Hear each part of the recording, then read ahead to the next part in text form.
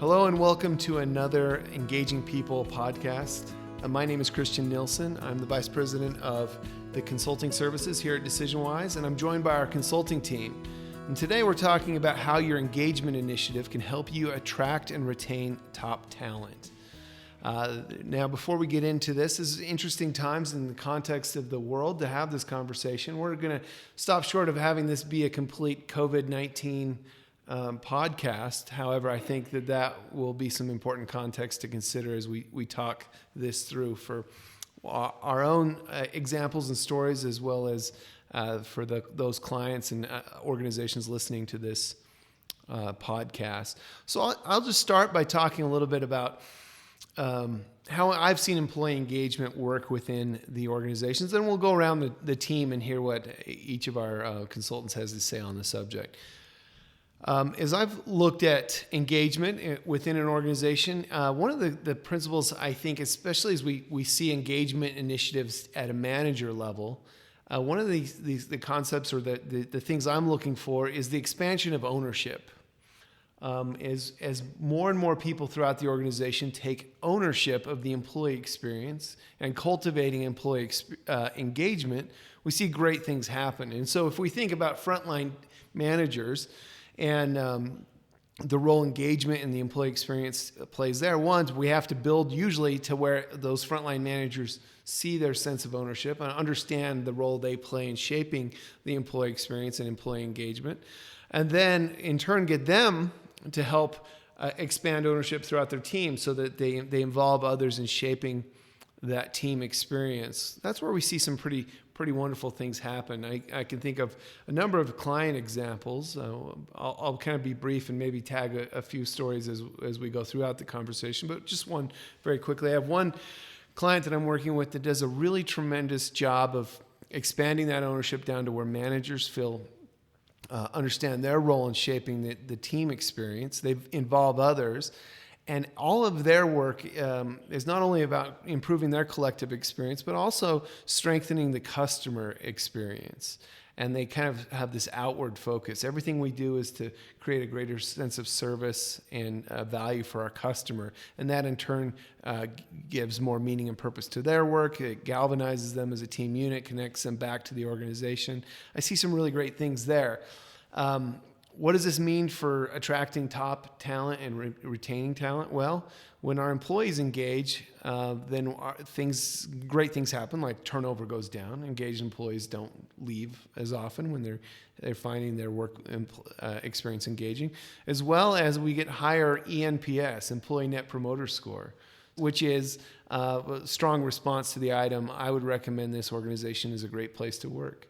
So we get some better candidate referrals. Some of our best candidates for talent come from internal referrals of our engaged employees. So those are some of the things I've seen within the team environment as organizations work to expand ownership down to managers cultivating the right team experience, involving others. We see some immediate benefits for the organization as well as the employees.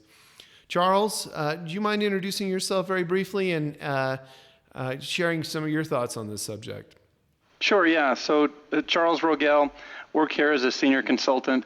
Thinking about this topic, and I thought of an example that I read about in a book called The Power of Habit by Charles Duhigg a number of years ago, and he included a story about a company called Alcoa Corporation. Many of you are probably familiar with it. It's one of the largest producers of aluminum in the world. It's headquartered in Pittsburgh, Pennsylvania. And this was back in 1987 when a new CEO was appointed. His name was Paul O'Neill. And during his first speech, people had high expectations. The company wasn't really performing very well. He gets up and he basically says, I want to talk to you about worker safety. And it was interesting because nobody was expecting that to be the topic. And he went on to talk about how they were going to focus on their safety record, that everything was going to be kind of geared around their performance metrics. So if you want to understand how the company is doing, look at how our safety record is doing. And it was a very interesting take. Many people were worried about his approach. Investors were worried. They thought they had hired the wrong person. But miraculously, it really helped to turn the company around, because what happened was, with the focus on safety, all of a sudden people had permission to look at the different problems and processes and equipment within the organization. The focus on safety really transformed the culture of the organization. Everyone was focused on improving processes and procedures that led to worker safety, but it also increased efficiencies, profitability. The next year, the company hit an all-time record high in profits, and after 13 years as the CEO there, Alcoa's net income was 5 times higher than what he started. Now, the reason why I like this story is because when you think about managers and engagement, what they're trying to do with their team, I always recommend just choose something, work on something, and so figure out what you're all about as a manager. And maybe safety is a big initiative in your organization, and safety doesn't sound too maybe exciting, but when it's couched in a way where you care about people, so this topic of safety at Alcoa really resonated with the union employees because they were kind of skeptical about a new CEO as well. But when they figured out that, hey, this is all about improving worker safety, they got on board. So that whole initiative made a huge transformation in that organization.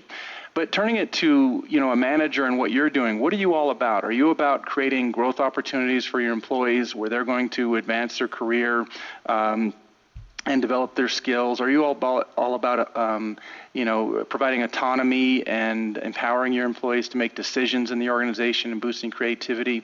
Figure out what is important to you and your team to be successful and make that your engagement initiative, and use that when you're hiring people, when you're talking to people about what their needs are and what really motivates them. Make sure your engagement focus is really resonating with your employees. Thanks, Charles. And what a wonderful book and a great example shared there. We're also joined by another one of our wonderful senior consultants, Dan Decca. Dan, any thoughts on this subject? Sure. Well, everyone, it's nice to be here with you, and our thoughts and prayers go through and out to you during these uncertain times. I think at no other time is engagement as important as it is right now.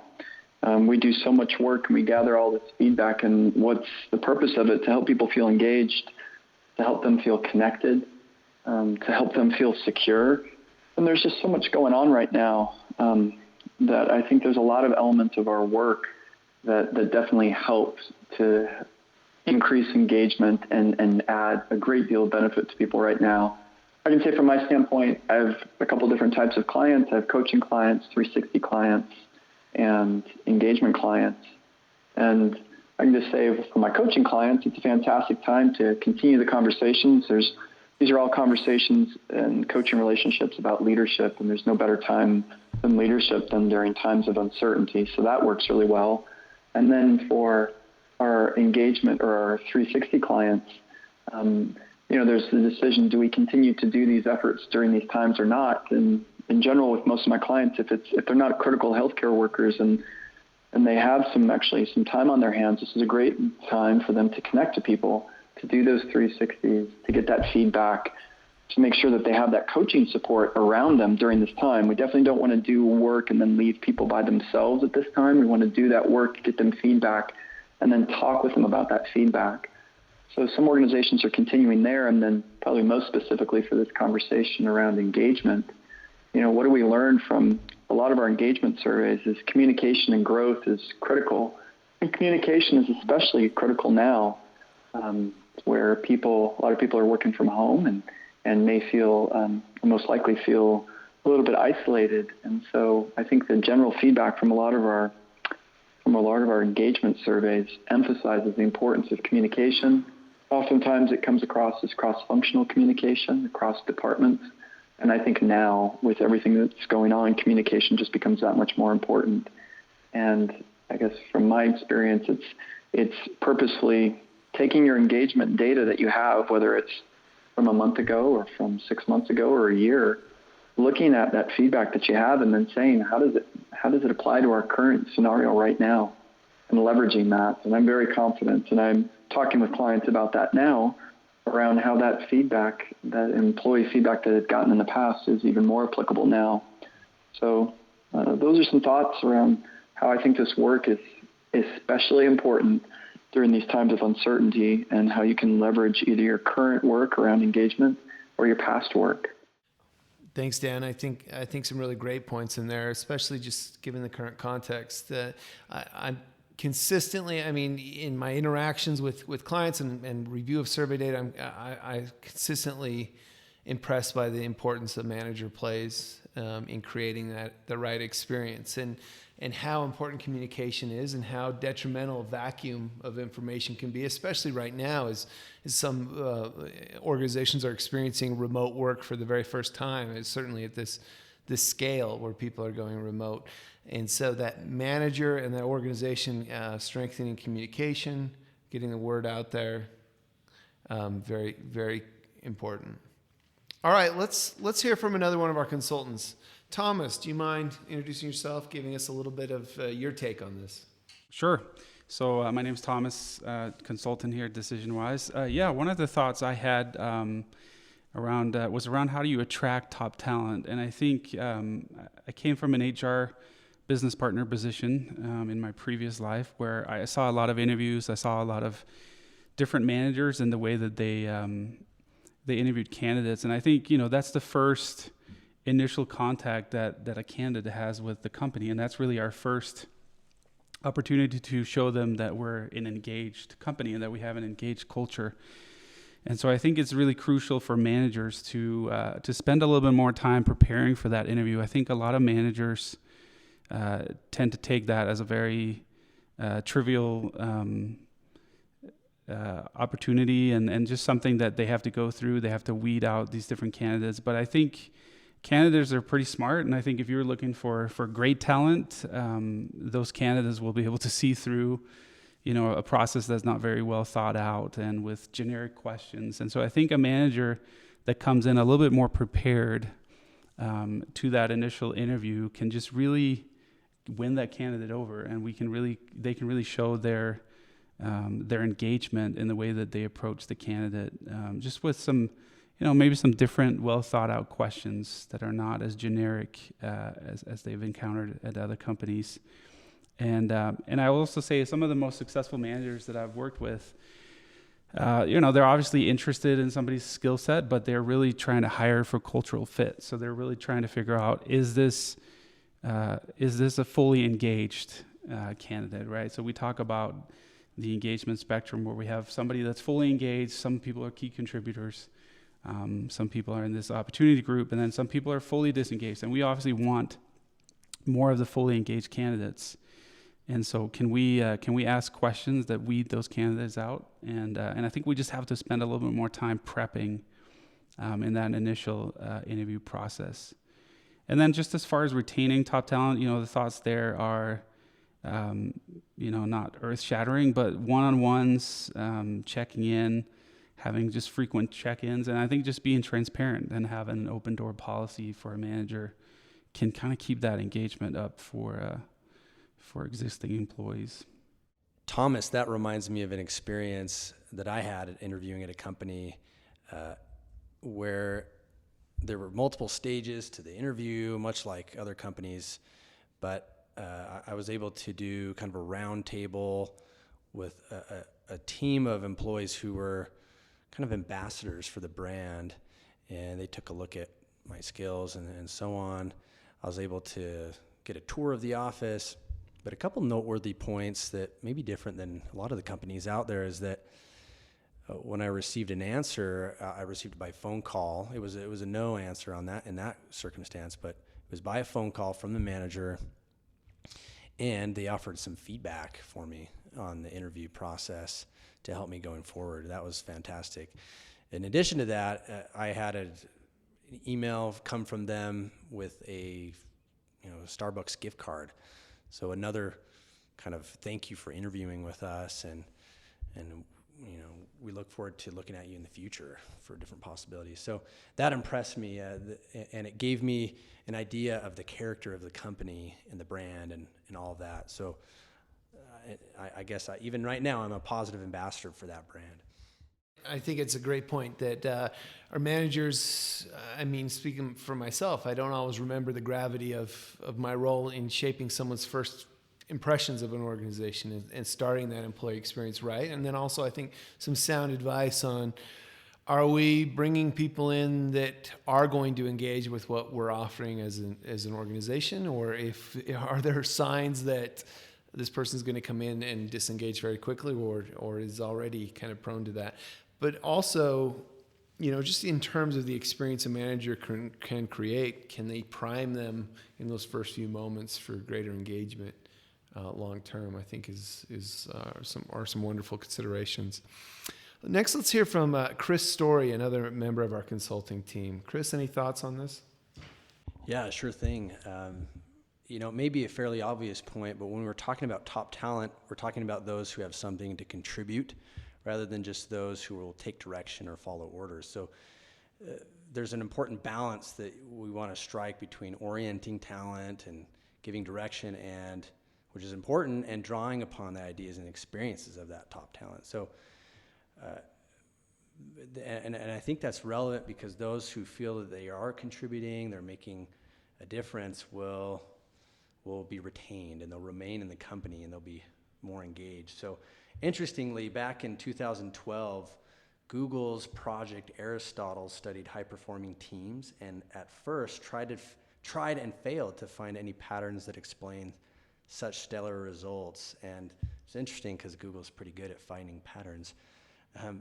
After further study, they did find that the best teams were those on which psychological safety existed.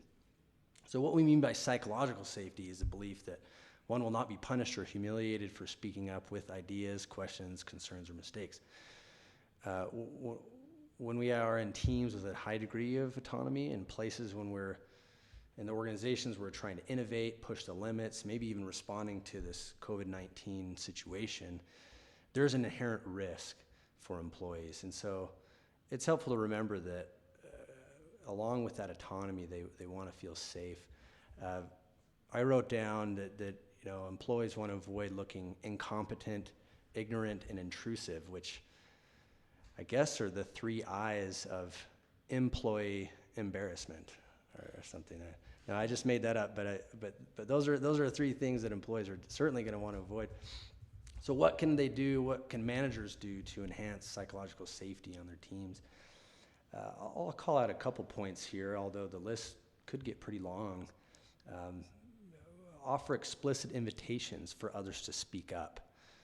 Setting the kind of ground rules at the beginning of collaboration sessions that people can speak up with ideas. And also shaping incentives to foster learning and collaboration, that it's not just about perfect outcomes all the time, but that the incentives are built around learning and collaboration. So to be clear, the message is not that companies should be really nice to their employees. In fact, the galvanizing companion to psychological safety is accountability. You can think of those as 2 dimensions on a 2x2. For example, high psychological safety and low accountability is just kind of the comfort zone, a warm and fuzzy place where we're not really expected to contribute, or we don't feel that sense of ownership that you spoke to, Christian. On the other hand, high accountability for demanding goals and low psychological safety could result in limited collaboration. So the sweet spot, of course, is that we want high amount of accountability as well as psychological safety. That's where high performance lives. That's what Google found. And so I think that's one point to bring up here in terms of how to help employees or top talent remain and engage at the company. Thanks, Chris. Some competing forces there, that a balance that a manager can seek to find.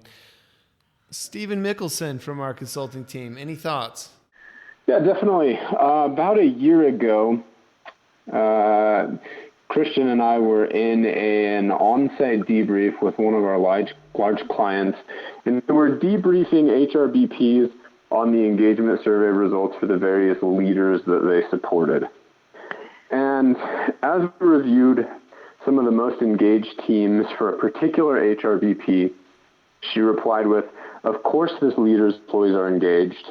If she left to work in fast food, they would follow her."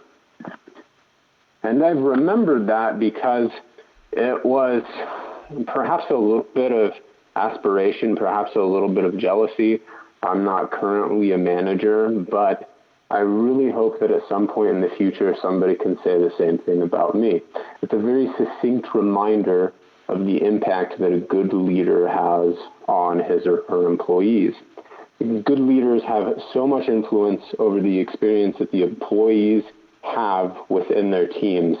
So much so that some employees might leave to take lower pay and harsher working conditions at another organization. The flip side of that is that when employees have great managers, they are much less likely to leave their organization. So if you want to be the type of manager that employees really would follow to a minimum wage job, you need to know how to cultivate engagement on your team. Regardless of your personality type or your current experience, engagement is a competency that can be learned. It's iterative, and there's always something new to learn. So odds are you've had tons of training in whatever your background or your field is, but unless you've studied organizational behavior or have tons of experience with that, this engagement survey or this engagement initiative that your organization is doing is a great new learning opportunity on how to cultivate engagement. And here are a few things that this initiative is going to help you develop. One, it's going to help you hear your employees' points of view on new things, and those can at times be pretty difficult or uncomfortable, challenging to handle. But as the more you do it, the more you get used to it, the more you can handle the different perspectives and the truths that your employees face on a daily basis. Two, it's going to help you have open conversations one-to-one or with your entire team about the experience that they're having. Those sorts of conversations you may never have had with them in the past. Three, you're going to learn how to rally your team around a common shared goal. And four, you'll learn how to address perceptions that at times may not fall within your direct and immediate control. Thank you, Stephen. Appreciate that. Spencer Taylor from our consulting team. Spencer, any thoughts on this? Well, I've enjoyed the discussion so far. So much good wisdom. A lot of my thoughts have been in the context of what we're facing today. Just this whole pandemic. I know you said at the beginning, Christian, we're not just going to dwell on that, but I've thought especially kind of a culmination of what everyone up to this point has shared, that we live in this world where, our topic again being attracting and retaining top talent. When we think of retaining top talent, typically we're thinking of holding on to people so they don't go elsewhere, and that's more common in a healthy economy. As our economy potentially, hopefully it doesn't, but a lot of the headlines and things are saying the economy may head a different direction. And so then we're talking about retaining people in a world where it's furloughs and fear are kind of the word of the day, especially if you have that plus, Dan talked about kind of the issue of proximity. If we have a bunch of employees who are not used to working remotely, now all of a sudden they're remote. I've found in both being a remote employee and managing remote employees that the out of sight, out of mind principle applies, where it's easy to forget that your employees need you, and you can go and have the water cooler talk and have some of that ongoing connecting. And again, you add to that the idea of the person who used to be sitting to their left or right, either physically or virtually, may not be there anymore. They may be on furlough or unfortunately had to be laid off or whatever the case might be. Retention's a whole different animal, I think, in that context. And that's where the whole underlying wisdom of the magic framework that we talk so much about here internally with DecisionWise comes into relevance, because helping people, all those things need to be addressed individually, helping people find meaning, again, given those changing tides and obstacles that are out there that none of us could have anticipated. We're in this world where we need to feel like we're in this together when literally we're being asked to not be together, right?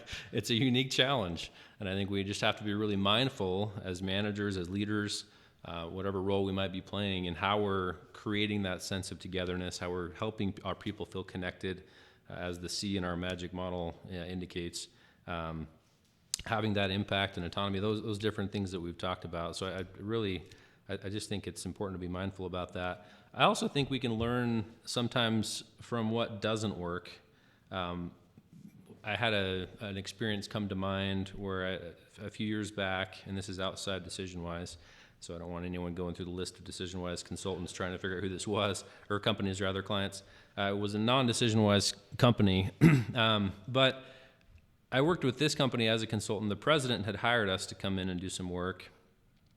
Sometimes companies think that if they pay their people an above market wage and provide a comfortable environment with all the right tools and the best technologies and things, that their people will engage, that they're really continue to contribute at a deep level. And that's kind of the prevailing environment that we walked into with this project. We found out pretty quickly that it was ultimately the CEO was kind of the epicenter of the toxic environment that had been created there. In fact, as consultants, we were told if you ever see the CEO, basically turn and run. Like literally don't let him cross you in the hallway because he doesn't believe in consultants. He doesn't like anyone from the outside coming in and influencing the organization. So it was just crazy to try to operate in this world. And I wasn't even an employee. So I can't imagine he would come in and apparently terminate half a department just kind of because he had a bad day sort of thing. I'm confident that there was way more to the story, and he very well may have had a good reason to have to make some adjustments. But the point is, people perceived that, and so to them, that was their reality. We talk a lot when we do 360 coaching that perception really is reality for the person who's perceiving it, and the same thing applies when we're thinking about this topic, about engaging through hardship, through hard times, and through the process of attracting and recruiting as well. So I think it's a balancing act. It's interesting, and I think we just have to be of the mind that we're in this together, in the sense that we can support each other across organizations, across team boundaries. It's a great opportunity for us to break down some of the silos that we see a lot in our engagement survey. One of the most common challenges is for companies to collaborate effectively across departments. So this is a great chance to do that because a lot of people are kind of on a more level playing field in terms of having to work virtually, and it's in a way easier to connect across departments because it's just clicking that next name down the chat line or whatever tool you're using, the Skype or the Zoom or Teams or whatever it is you're using technology-wise. You can reach across departments, maybe even easier than before. So I think we can seize it as an opportunity. Wonderful. Well, thank you. It's so great to hear from each of our consultants and their take on this. This is an interesting time to be thinking about the employee experience, as Spencer and many others have mentioned, especially during this current economic climate, and just we're truly having a global experience, which is rare, and to see in the microcosm of employee survey data and employee experience, a lot for us to think about. Just to summarize a few of the things I'm taking away from the conversation, that one, the managers create a lot of the employee experience and a lot of what the employee gets to choose if they engage with. They can improve that experience dramatically through communication and the approach they have to listen and also share information to their employees. And I would also put out there the level in which they involve their employees in shaping that team experience. Don't feel like you have to do it alone. Invite people to be part of the solution, improve that collective experience. With that, we'd like to thank everyone for being part of this conversation, and we look forward to you joining us for a future episode very soon. Thank you, everyone.